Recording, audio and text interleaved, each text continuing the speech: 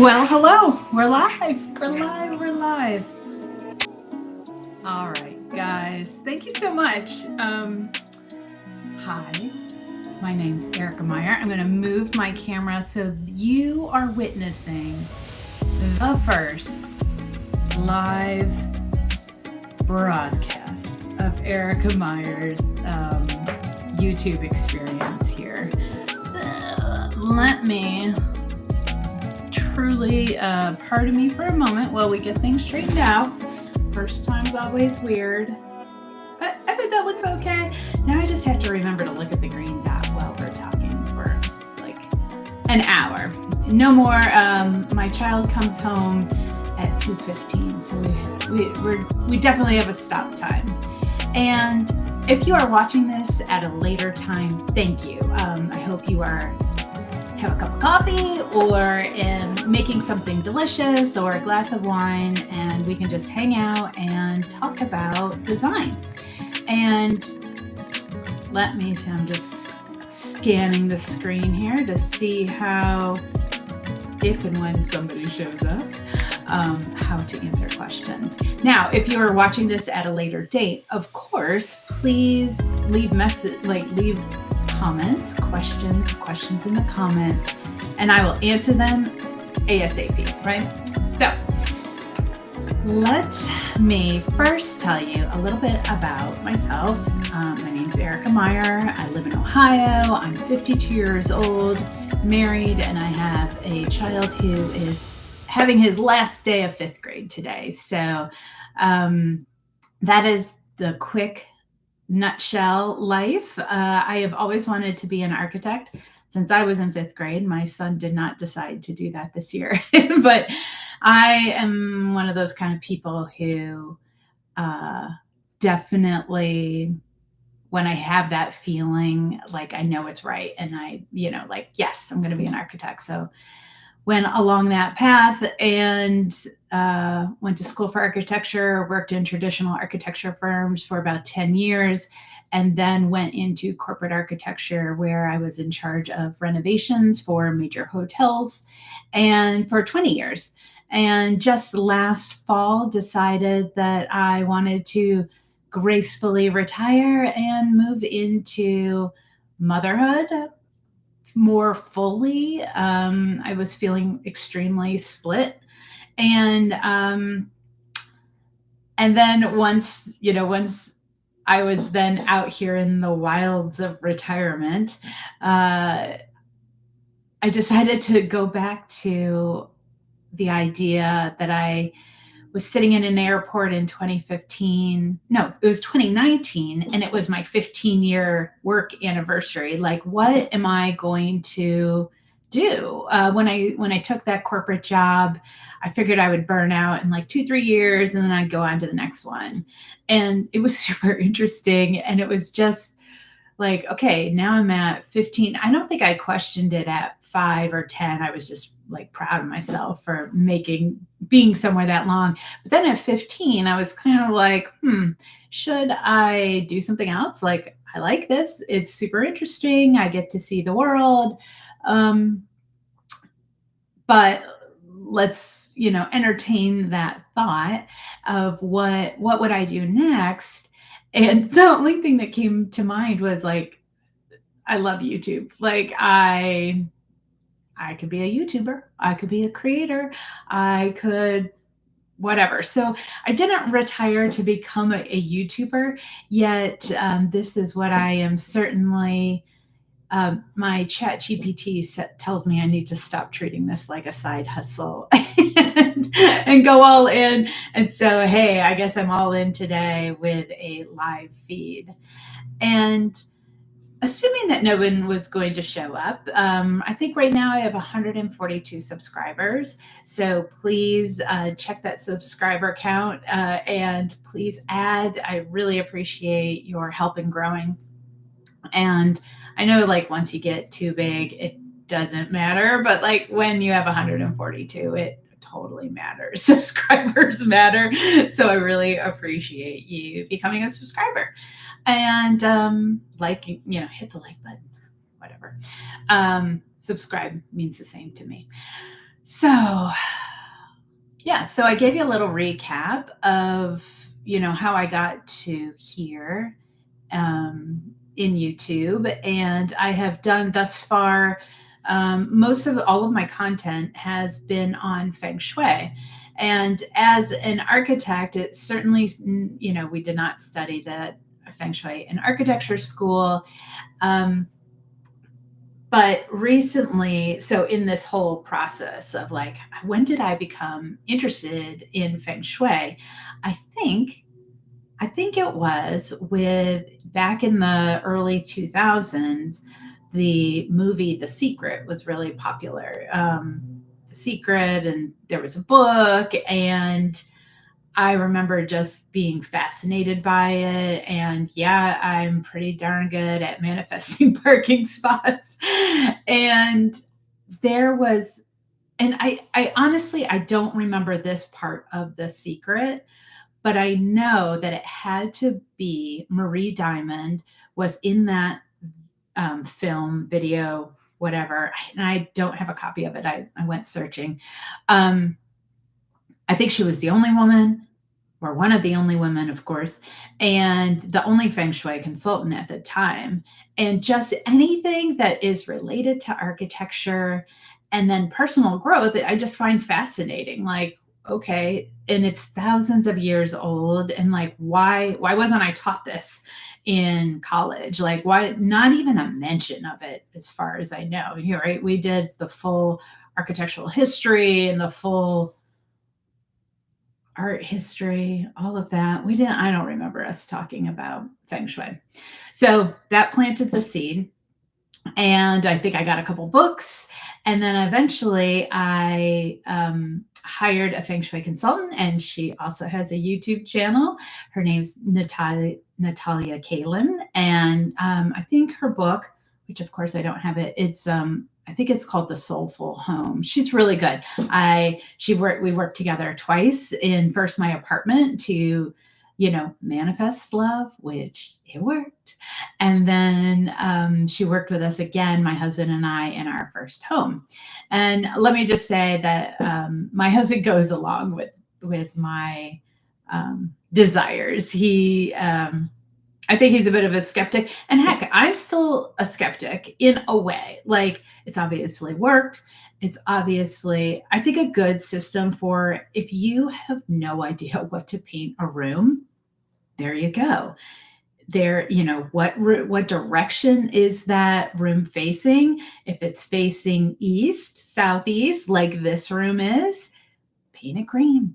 And if you're in the northwest and west, those are grays and it's metal, and there's a lot more like deeper layers to it. But if you just don't know what color to paint something, there you go.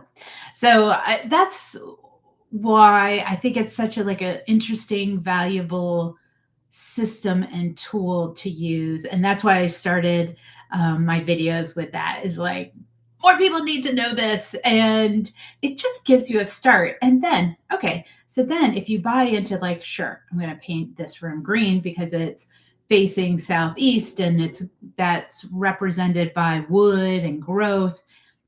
And then the personal development aspect of this area of the Bagua is what it's called, is about abundance and prosperity. And aren't we all trying to work on that in some different, in various forms, right? Prosperity and abundance is different for everybody. And yeah, so yeah, so that is why I think it is just such a cool system worth investigating. And I mean, what's the worst that can happen? You paint a room a green. Like, if you don't like green, don't paint it. Like, there are other options. There are other options for each part of your house and your rooms. And like, there's different ways to align it. So it's not saying you have to do anything. It's saying like, here's a potential path with benefits, a path with benefits. There we go. I like that. So here, yep. Okay. Okay. So as somebody who has wanted to be an architect her whole life. I was born in the 70s, grew up in the 80s, and in the 80s was the time of there was a show called, oh shoot, now I blank it. It's Lifestyles of the Rich and Famous with Robin Leach. And he had this like crazy voice and, was just so extreme. And it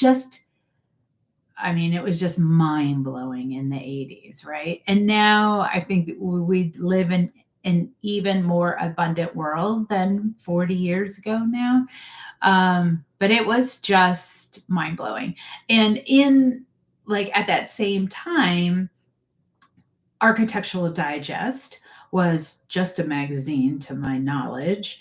And I would, if I could get my hands on a copy, if I could, save my dollars or like get the library casts off, I was like ripping out those pages and just, I will someday show you. Oh, it's right there. This binder of that I have had for, that's not a binder from the 80s, but some of the papers could be. There's definitely from the 90s.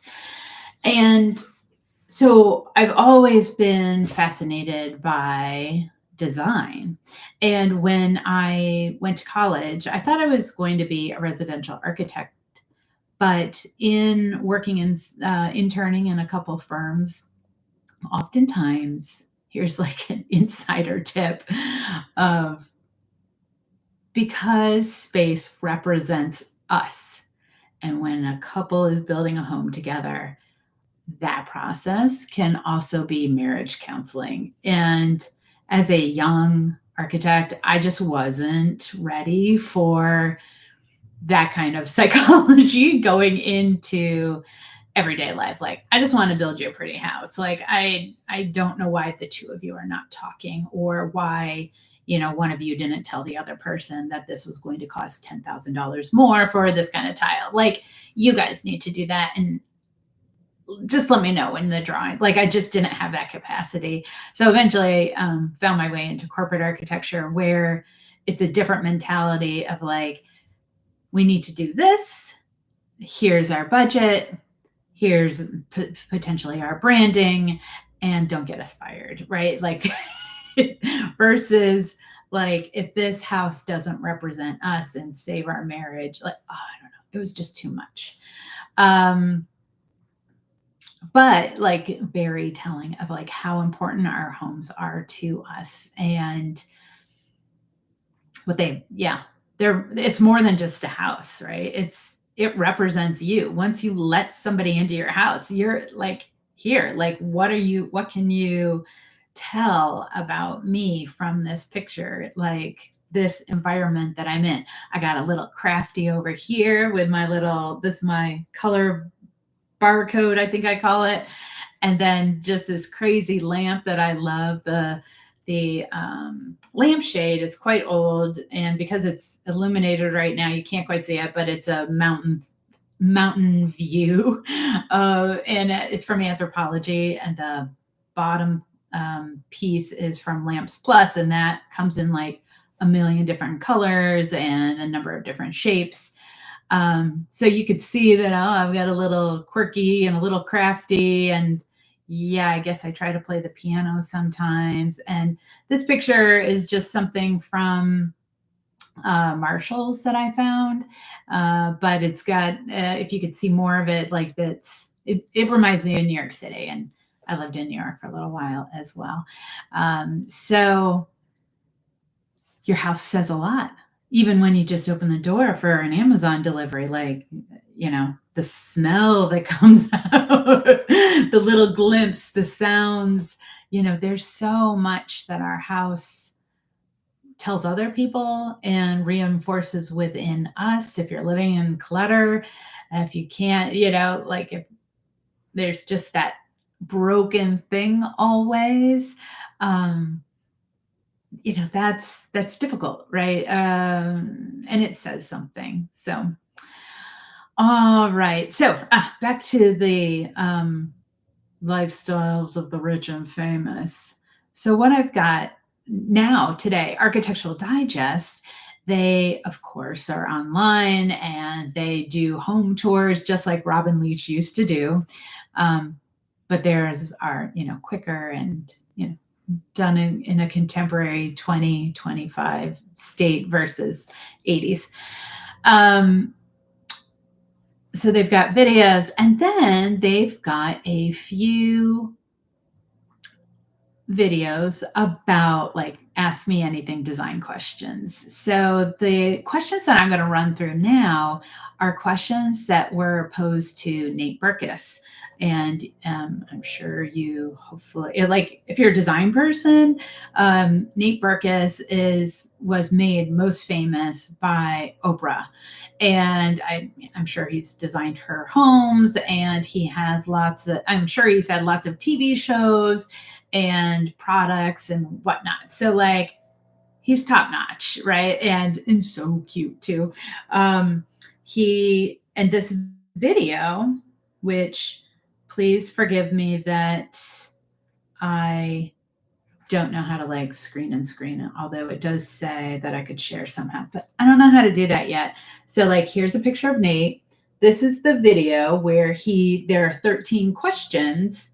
And I'm gonna just kind of add on because what was like rubbing me the wrong way with some of his answers is that Nate has been dealing with Oprah size homes for over 20 years, I would think.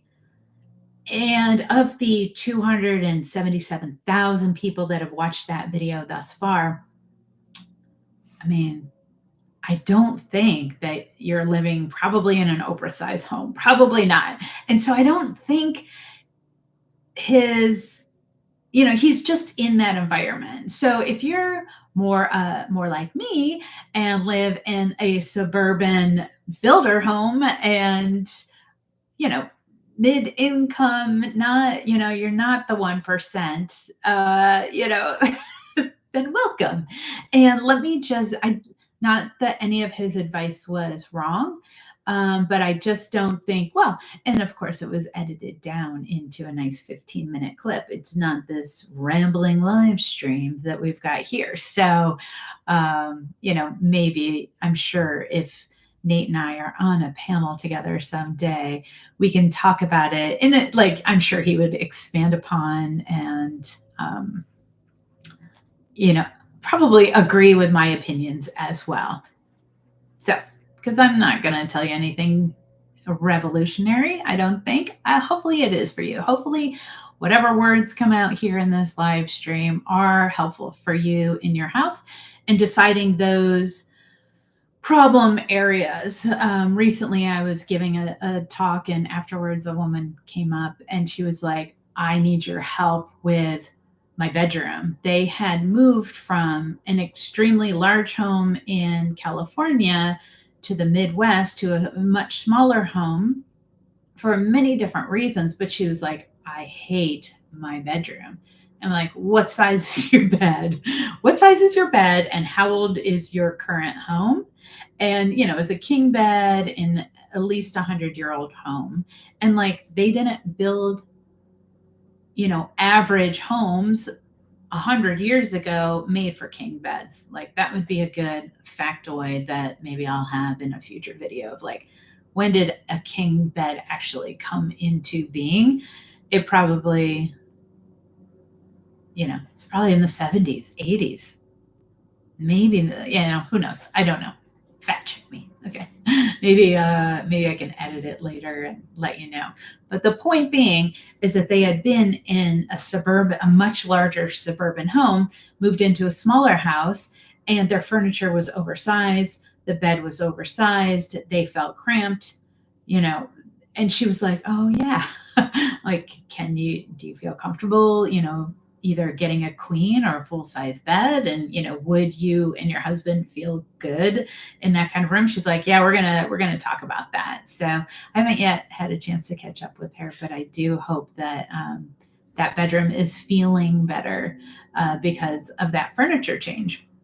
So again, so from the lifestyles of the rich and famous to the lifestyles of you and me. And also, I want to also address um, those people who are, you just graduated college. Congratulations. Like it's May. Like, yeah, there's so many people that are now embarking on like the next thing in your life. And maybe you're going to get a shared apartment or your own apartment. Like, bravo. Either way, it's huge, big steps to what's next in your life. And it can also be overwhelming too. So, throughout the talk, I will let you know, like, yeah, how you slowly get to all these pieces. Let me take a little drink of my little, not sponsored, but these are delicious. All right. So, from the first question from Nate's list of questions that somebody found on Instagram of design questions, is what makes a house look put together? And Nate's answer was layers. Absolutely, layers. The piece, and he goes into layers from your travels, from growing up, from all of these different areas. But the point is, layers take time. They take a ton of time. And so you can't rush yourself into layers. And if you have the means to hire an interior designer and hold back, like go on vacation, like scale back your budget ever so slightly. Tell them to buy less decor, like some key decor pieces to help you if that's really what you need to feel better. But otherwise, like scale back on that design budget for the moment and go travel and, go pick up, a ceramic vase, in Egypt. Just go travel and collect things. And that is that layering process, right? Go to the flea markets on the weekend and, make it a date with a friend or a new love and just look at other people's junk and see that's how you build layers. Just like I was saying at the beginning, like, everything you see here is a different layer and has a story to it. I really like that's what you want. Like that's how a home feels put together. And that those layers are edited, right? It also, like, if you keep going traveling and you just keep collecting, then you're just going to have the clutter bug problem, and then it is too much. So, there's a fine balance. And if you're starting from scratch right now, recent graduates, don't worry. Yeah, like, don't worry about it. Like, you've got all the time. You just need these staples. So, your house looks put together with layers. Yeah, I don't disagree, Nate, but it takes time, lots and lots of time. Don't rush the process. Okay. How can I make my bedroom more cozy? I love that this was a question that was posed to Nate because it is on my mind constantly. Through another favorite YouTuber, Caroline Winkler. She did a video to the anonymous men of Reddit, which of course then I went over and I have joined the community sort of as a commenter and hopefully helping. On Reddit, there is a group called Male Living Spaces. And this is like the number one question. How can I make my room more cozy, or what's missing from my home? Now, Nate's answers, which I don't necessarily disagree with, but here's where it shows like where most of his clientels are sitting, is that Nate's first thought or answer was to beds. Like, you need a big bed with a canopy is what he suggests, and headboards, and like that's all fine. Oh, and then sitting areas, like put a sitting area in your room. That works for me in my 3,000 square foot house, but it doesn't work for a lot of people. Like, uh, so just big beds and seating areas. If you've got the room, go for it. Do a canopy bed and add some chairs. Check out the video. But I think what I see missing more often are actually table lamps. And so in your bedroom, if your bedroom doesn't look cozy, take a look. Do you have nightstands on either side? Ideally, from a feng shui perspective, they need to match, right? Because you and your partner should have equal amount of space on each side, and both have the same amount of room to put your phones and whatever else. And then on each one of those lamps, you need, each one of the tables, each one of the side tables, which I think should be at least 20 inches, which there are only like 2 at IKEA. I'll do a video on that someday. Most of the IKEA side tables are designed for extremely small apartments or dorm rooms, maybe. Like they're undersized. I think everybody would be better served with wider. If you can do it, go for the wider nightstand. I bought ours off of Wayfair. I'll show you a picture someday. It's in one of the videos. In the video of the Northwest, you can see pictures of my bedroom. And gosh, I would like, if I only had some, like, it would be good. Nope, sorry. This side, if this became images. So future, like I'll learn how to share more. But lamps, right? So cozy is created by warm, glowing things. It's not created by Edison bulbs. And I think like that trend of Edison bulbs is cool in bars. It's cool in public spaces sometimes, but it's not. I think it's a little too harsh personally for most bedrooms. So 2 lamps on either side. So you've got matching nightstands and matching lamps that are soft and cozy, curvy. In my bedroom, it is a more traditional, wavy, little sensual, curvy objects, right? And glowing. So very calm. This is not where you want sharp statement light fixtures. This is like calm, go to sleep, right? Like turn the light off. You've got enough room to put down your book, put your phone in a different room. Your phone should not be next to the bed. And that's cozy. I think that is, in oftentimes, again, in images that I'm seeing on Reddit, that same cozy is missing from a lot of living rooms, like apartment living rooms. Like there's the typical couch. You've got your couch that's either in gray, white, or black. That's fine. It's a good, strong foundation. Like if you're happy with it and it works with the animals in your house, cool. But what is often missing is, again, like the side table. It's usually a sofa and then a lamp, like a floor lamp and there is no table off to the side. You want that just so you can put your drink down and put a lamp like this. And then you can see ever so slightly, like this is just a round table lamp. Side table.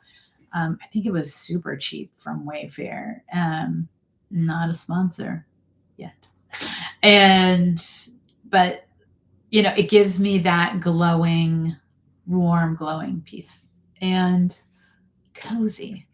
Even within an office. And I think it is that lampshade. Here's the thing. And I used to use this all the time in my hotel reviews as well.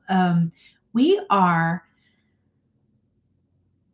maybe more sophisticated moths. Like we are just like insects, we are drawn to light, right? Like, I mean, it's instinctual. Like you need to go to the light.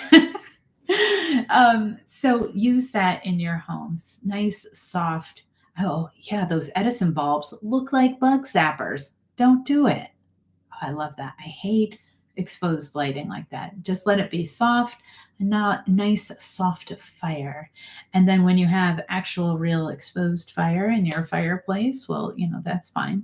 But okay, so hopefully that's cozy. Also, Nate noted that colors are moving from, he makes a comment about the bedrooms. He used to prefer them to be all white, and now he's moving into darker neutrals. So is everybody else. Choose calming colors for you. And often feng shui, what just came to mind, like a lot of feng shui consultants will also recommend peach in the bedroom, like soft pastel-y peaches, because again, it's like cozy, right? Like cozy colors. So if you're doing taupes, or like, choose your colors, your cozy colors that way. Green is a lively color. Like this, like green excites me, makes me happy. Um, and then blue, oftentimes I hear feng shui consultants saying that, it does represent water, so it can be like really heavy. So earth tones, whites and grays, peaches, warm tones, go for something like that. Just, yeah, not harsh, not dark. I mean, if you want dark, like whatever, it's you. Yeah, so I think we're good on that. If you like if you're watching this now on your phone later, give me a comment. Like, do you agree with that? Oh, is there somebody here? Hi. Okay. Now, the next Architectural Digest question posed to Nate Berkus was chic storage solutions for small spaces. Okay, so Nate comments that your furniture pieces, when you're dealing with a small space, should do double duty. And I totally agree with that. Go for, and I guess I'm just going to expand upon it and then press upon the point that really, if you're dealing with a small space and you want it to feel cozy and calm and put together, you can't see all the shit, like the DVD collections, the books, the whatever, like minimize that. And so the way to do that is with storage that has drawers in it. Personally, I hate coffee tables, and I'll go into that. I wasn't planning on talking about coffee tables. I think that it's valuable real estate in your living room to stretch and move around. So I'm not a fan of coffee tables, but the nightstands, the side tables, and like make sure those have a little bit of storage so you can put the crap away. That's also why I don't like coffee tables, is because they're often just like a place to show a book that you never read, or for all, if you've just graduated from college, it's where all the beer cans are. Like, if you don't have a place to put the beer cans down, then the beer cans are going to go way closer to the recycling bin. So I don't know, skip the coffee table, go on vacation. All right. But for the storage solution for small spaces, again, my dear friend Carolyn Winkler, she's definitely a crush, at least 15 years younger than I am, but interior designer who talks a lot about the psychology of spaces and what she's going through and how it's affecting her. In one of her videos, she shows this like large dresser in her living room space that she uses to store all the crap. All the crap goes away into, 6 drawers. So the 2 drawers at the top are things that you're grabbing on the daily. Maybe the DVDs that that are heavy heavy things go on the bottom and that you're not accessing on the regular. They go lower, two in the middle. I don't know. They're for hats and gloves if you're dealing with that small space. And then the other piece for storage in a small, like you're most likely going to have a TV. The credenza below you should be a big, like deeper, like lots of times I see these like sleek, cool wall mounted pieces below a TV. And that's fine if you live in a bigger house with lots of closets and other storage space. But if you're in your first apartment, get a bigger, heavier base. So again, you can put all the crap inside of there and just put it behind doors. And it's not crap, it's your stuff that you love, but it doesn't always need to be on display. There's another favorite YouTuber, the Minimalist Mom. I don't remember her. I think her first name is Dawn. She talks about like the mental weight of things, like it's a mental to-do list. So if you get it behind a door, like, and I'm not saying like neatly behind a door, then your mental to-do list is less and you can just relax after whatever you've been doing all day. So, all right, 6, yeah, just put it all behind a door, man. So if you're dealing with a small space, you probably don't have a lot of closet space. But if you're a newlywed couple, or if you're moving into your first home and you do have more closet space, when I got married and moving in with my husband, again, like from 2 separate apartments into a home, first time for me buying a home, and this is inspired by my dad, because my dad had a place for everything. Good German workshop where all the things were in their place. And so I got simple shoe boxes from Target and a label maker and all of the weird things that like were definitely more personal to me and my personal apartment, but we're now going to be shared things. Oh my gosh, I'm getting to look. We're now going to be shared things with my husband, and he's going to need to find where the batteries are, and he's going to need to find where things are too. Put them in these clear shoe boxes with a label. And he, like when we're having dinner parties or friends over, there is one box that does say label maker, and it is purely for the label maker and the extra paper that goes into the label maker. It makes me happy. I love that it's like a party story, and it was a good, like, intuitive solution for me in moving into that house. And because I don't think I did it in my personal apartment, but if your apartment has some, because these shoe boxes then went into the top of every like coat closet,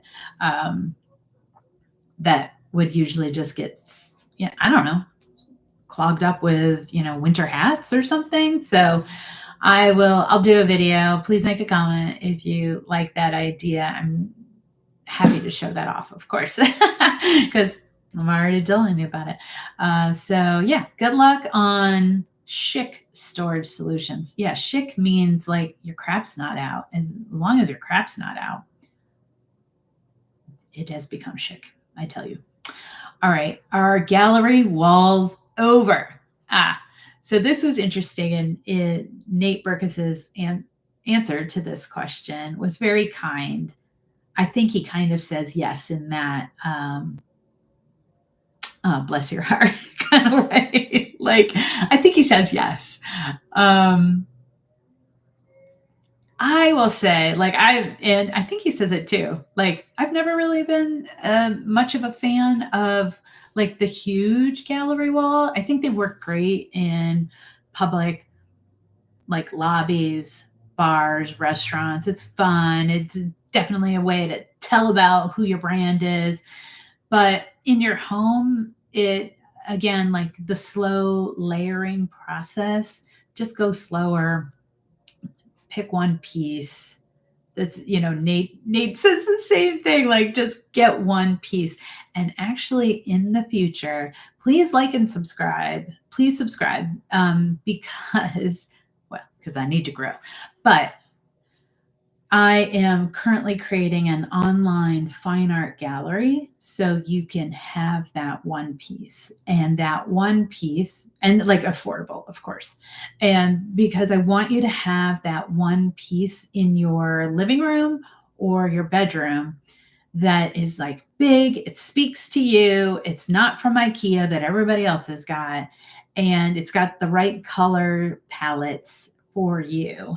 And then, you can do little vignettes. Do your little gallery vignettes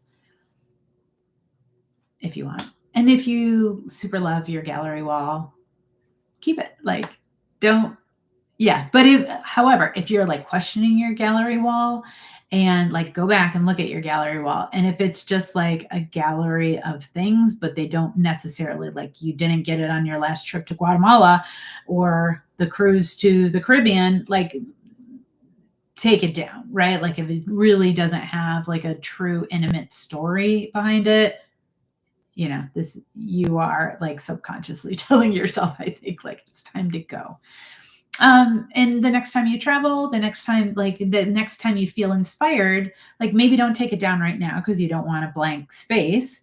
But there you go. You're like, okay, I've got a piece like a 4x6 on my travels. Like that's something easy to pick up. Or when I'm at the flea market the next time, and like something really speaks to you, you're like, oh my gosh, that's it. Get that. And then one in, one out, one in, one out, right? So keep the gallery wall.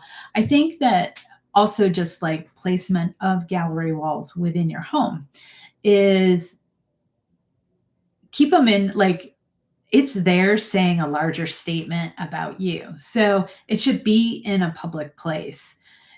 In your bedroom, it's like a lot of like visual noise and chatter. Like let yourself sleep. You know who your loved ones are. They can wait in the living room. Like just leave your bedroom as calm and quiet as possible. Let's see. Yeah. So keep the gallery walls in your public areas, living rooms, somewhere. Oftentimes, a lot of people will put gallery walls in stairwells, which could work, but just make sure you secure them. They could also look like really ridiculous too. So it's better to have big empty walls, honestly, I think, and stick 3-4 pieces together if you want somewhere, make a nice line. I've got like a little vertical line over there of a couple things. I wouldn't call it a gallery wall. It's 2 pictures, a little dish, and some little tchotchkes. It's not a gallery wall. It's a vignette. I don't know. So, okay. Gallery wall. So yeah, I agree with Nate. I think they're over. If they're over, it just depends. Just depends. That's my answer. Okay. How to make the design process less overwhelming. And let's see, did I have a note for, I think he says like start a Pinterest board. Like, no shit, Nate. Like, so I'm going to call you out on that one. Like, yes, you can start clipping images from Pinterest, or you can go to my Pinterest boards and steal those, like whatever.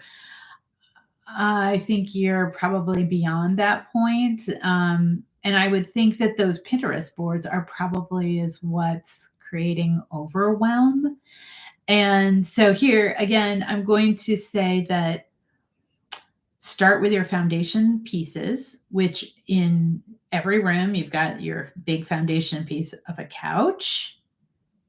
Make sure you love it and you're happy with it. The table and chairs that you eat at every day, and your bed, your bed frame and those side tables with the lamp.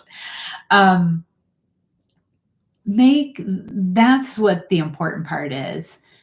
Ooh, I have been talking for 45 minutes. No surprise. See, sorry, got myself off the design process less overwhelming. Yeah, if you have like a shit ton of Pinterest boards, it's going to be overwhelming. So focus on those foundation pieces. Make sure you love your couch. And then I think if you're so inclined, go take a look at Feng Shui because then that when you're in a world of like 1 million choices, it's going to give you a first impression of like, okay, so you've got your white, gray, brown, or black couch. They all work, but perhaps the rug that your feet are being planted upon needs to have a heavier texture because texture represents earth. And this is a sector of earth. And it can go into those more warm, earthy tones that, you know, any carpet can have just a little touch of the white, gray, brown, or black couch that you have. And then the throws and the blankets and the pillows and the artwork that are then the layers on top. So don't let yourself, oh, here's another thing to not be overwhelmed about. As far as I know, I'm 52 years old. There are no design police coming to your house. Um, in my 52 years, like, yeah, I guess I've gone in and out of other people's homes and like, yeah, I would do that differently, but you don't get a grade, you don't get a thing. I'm still going to be your friend. Like, I'm not going to even say anything if I would do it differently. If you ask, I'm sure I'm happy to help you. But uh, please, gosh, nobody's coming to check. Nobody cares, right? Like there's a video that I saw, I mean, a post, like nobody's listening. Nobody cares. Like just fill your home with beautiful things that make you happy. That's the most important part. All right. What is the most timeless design style? Well, and Nate's answer, which he was like, I don't even, he's like, I don't like it, but traditional. And like, he's totally sitting in, like, look at that. Like, everything there. It's pretty dang traditional, except for this little thing on this here. Like, that's the transitional, but everything behind him, it's probably a set for Architectural Digest. But, and of course, Architectural Digest is often so much traditional as well. So, his most timeless design style is traditional, which I don't know. Yeah, no shit. It's been around the longest. My bigger question is like why who cares again like what your design style is? Your design style is you. You don't have to say that I'm boho, cottage, japandi, organic. Like it doesn't matter. Like even with using feng shui principles, I guess if like you could use those principles and still be traditional or Japandi or whatever all of those words are, they don't matter because you're going to be mixing them, right? Like those words are just those words are now marketing terms. Like when I was in college, like when you're studying history, it's like historical terms because it helps define a time and like what was the zeitgeist of the time. But right now, by the combinations that you're choosing that are available to you, that you are creating within your home, that's the style. And 20 years from now, we'll look back and we'll say that was the style of overconsumption, of too many styles, or of individuality. Because again, nobody's coming to your house and saying, you're not Japandi enough. Fuck, pardon me. Nobody cares. Nobody cares what the style is. So timeless is what speaks to your soul. All right. How do I know a vintage piece is worth the price? Huh. Well, again, Nate Berkus, his answer was interesting because I think with this question, he notes that his first job was at an antique house, if I remember this right, right? Like an auction house. So he knew, like he was exposed to the good pieces that are being auctioned off and how much, right? Like there's that adjacency that works out so well. Um, and then he says, well, like if you like something, go outside and then check it online. Like, no shit, right? So, what is the real question here? How do I know a vintage piece is worth a price? If you're like at a garage sale, I mean, you could, again, you can do the same thing. Go check online um, and see if they're pricing it fairly, see if they've got room to negotiate.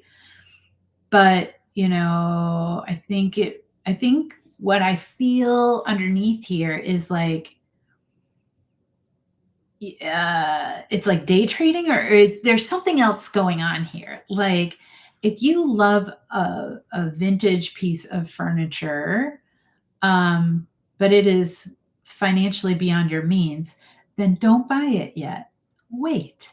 Someday you'll find something similar. Yeah, sure, it's the one and only right now, but it's not worth going into debt for, probably. I don't know. Um, yeah, there's something there. Also, just with vintage pieces, it is if you are a younger person, and actually, if you're a person of my age, it's time to start talking to your parents about what pieces within their home you like, because the best place to shop is at your parents' house or any other family member, right? Like, oh, I really like that table. I really like that lamp. When I get my own place someday, maybe, and you want to downsize, like you got to plant those seeds. Go for it. Go for it. Tell America told you to say. Um, I had like some of the pieces in my house that I love the most are there's a couple pieces of art and there's two, three pieces of furniture that like I made it known to my parents that like when you guys are ready to downsize, that's the piece I want. I know my brother wants that piece. I want that piece, right? Like just let them know. And I mean, it's probably quite freeing to have your child like it's actually maybe even like flattering to hear your child say like yeah I really like that, I would like that in my house, it means something to me. You might surprise your parents, so just have that tough conversation, let them know. um, and then on the flip side, don't let your family be your dumping ground either. If they give you stuff to like help fill your home and it works for a little while because you need a chair to sit on, cool. But after a while, like if you don't like it anymore, if it's not fitting into whatever your style is becoming, it's now yours. You can give it away. Ask, give it away if you don't like it, if it doesn't serve you. So all right. How to decorate with a partner who has different tastes. Nate Berkus's question answer to this was really funny. He's like, well, you have to marry the exact same person. Like his partner, they agree on everything. So aren't you lucky, Mr. Nate?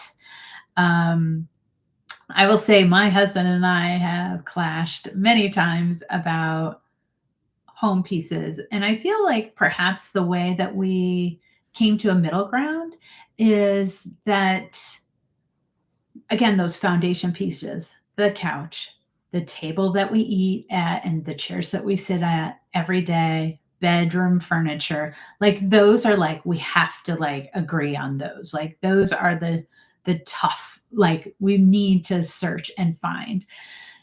All the other decor, like we're blessed enough that he has a little space to himself and I have space to myself. And then we have these combined places where we can, then we negotiate some more. So, how do you decorate with a partner who has different tastes?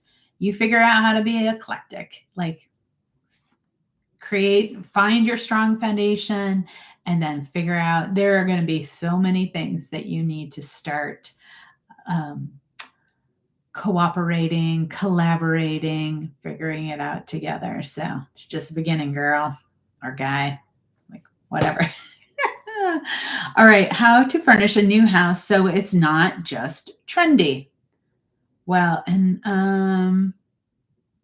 oh yeah, I liked Nate's answer. He says like trends make you feel bad.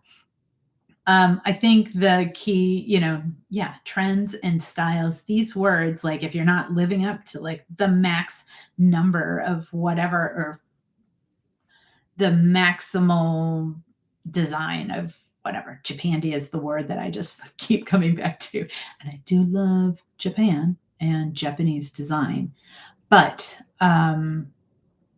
to have to feel like you have to go all in on like I say that I'm this and that's what no, like you get to evolve over time, you get to change. So for a new house, go to a number of different you're going to like pick your strong foundation and pick them at different shops.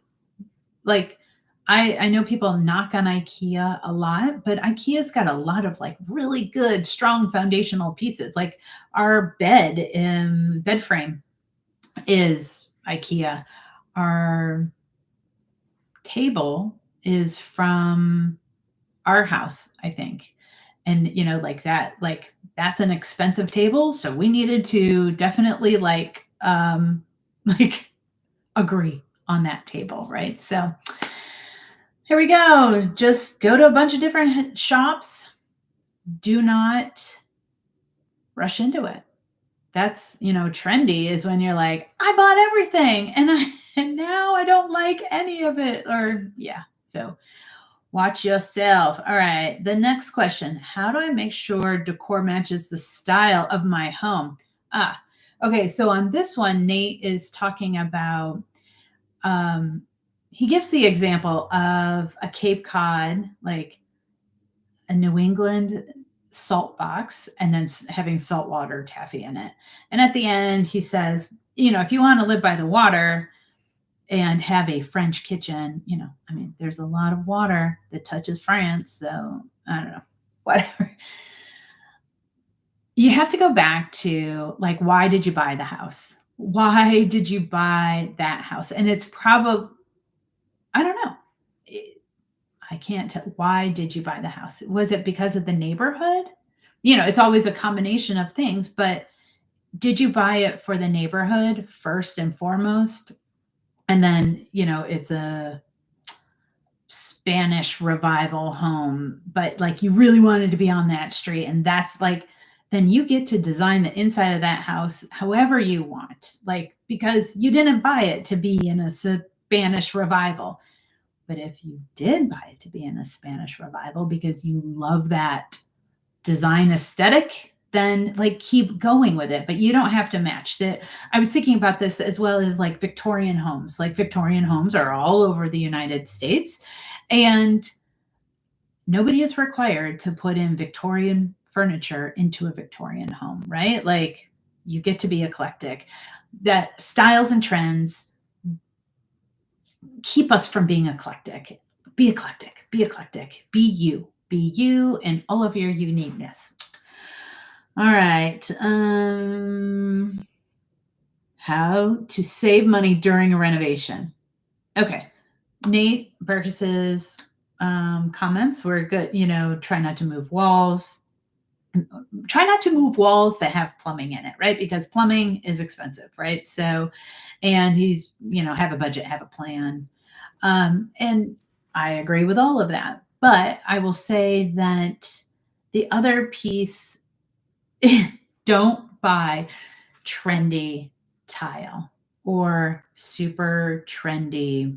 Yeah, tile's the worst part. Like that in my 20-year experience in renovating hotels, it was the floor tile, the wall tile, and the bathroom sinks that were the most telling of time and what people wanted to change or didn't want to change, right? Because they spent a shit ton of money on that accent tile that like the worst thing, the thing that breaks my heart that I see in so many hotels and even like private residents are the bathroom, the surrounds, like the tiles in your bathroom. And that have like the vertical strip of little glass tiles or the strip that goes this way. Like if you are looking for, so what I think that is happening there is that you want pattern. You want something to differentiate the space. So pick a cool shower curtain, pick some interesting towels, pick some cool wallpaper that works in a wet space. Don't don't do like crazy patterns even in expensive homes. A friend of mine bought this really cool, I would say like mid 1950s, like ranch, like super like time capsule. It was a time capsule. And the tile was the tell of it. And they had to rip it out. Like, yeah, they didn't want to live in a time capsule. So be careful on that with tile and the big stuff. And I think maybe it's back when Nate is talking about his partner has the exact same style, but they were talking about marble in there. It's like this super veiny, like textured marble that his partner wanted. He was like, I think it's going to be too much. They agreed upon doing it, and he has grown to love it. But again, and Nate, I think, can afford to, ditch it when they want to. But most of us, like, it's a longer proposition. So don't do trendy things that are really hard to move. Okay. There we go. All right. How to save money. Yeah. And I guess that's saving you future money, right? Because when you want to sell and you're like, oh God, I hate that. I hate that bathroom tile that I chose. Don't do it. Just be boring. Oh, be boring. How do you find your style? Again, I think I've already kind of said this. But Nate wants you to examine others and see. I mean, I think it's obvious, right? Like, so sorry for sounding snarky there, but you look at other people's stuff and you're like, yeah, I like that. And I like that. I don't like, you make it up for yourself. No one is coming to grade you on anything. Enjoy the process. Don't get hung up on styles and trends. Just keep it true to you, keep it clean, invite friends over. Okay. And then, and then the last question. We have come to the last one, 102. I'm pretty happy. Okay. So the last question is how to add your own style to an already furnished home, which Nate's response was, aren't you lucky? And I have to say, yeah, aren't you lucky that you got a already furnished home? Perhaps you are like either in an Airbnb for a long-term traveling, like there's more to that story. Like, what are you talking about? Add your own style to an already furnished house. Like, I don't know. You get to start like, oh, but you know what? I did like Nate's answer. And he said, move all the furniture around. So, which from a feng shui perspective, like moving that furniture of like other people and they've been sitting on that stuff, like, yeah, move it around, make sure the furniture's in the proper command position. And I'll do a video about that someday. But which basically means like you're in control of the room, right? So like you can see everything. If it's your bedroom, if it's your living room, dining room, like you know what's going on. And yeah, so move that. And then, if you're how to add your own style to an already furnished home. Do you own it or don't you? That's what I'm missing here. That's what, yeah. So if you don't own it, well, then just bring a couple little tchotchkes and put them around. And if you do own it, well, it's yours now. Do what you want. So there you go. And lucky, lucky, lucky you. Um, in future videos, I will be talking about, I like this format for 1 hour. I have a huge pile of wallpaper that I thought would be super fun to go through at times and tell you like why one wallpaper won over the other in my house. Certainly, it's going to be different for you. Another piece that I think would be super fun is to go through my binder of magazine clippings that I've been saving for years and like what are still some good ideas for design. I mean, like good design is timeless design. So just have fun with it. And that's it for now. So like and subscribe. Thank you, number one person, for watching. Mwah! I love you, whoever you are. And see you soon. Thanks so much. Bye. I don't know how to exit. There we go. Bye. Exit. Oh my gosh, the long goodbye. Bye.